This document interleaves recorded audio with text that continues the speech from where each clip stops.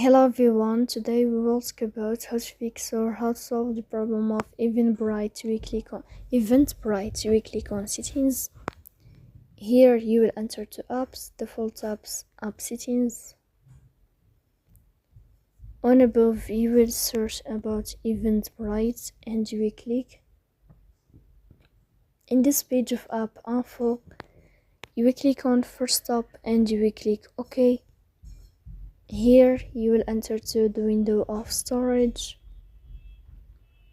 Then we click on clear cache, but pay attention, don't click clear data because that can delete your account.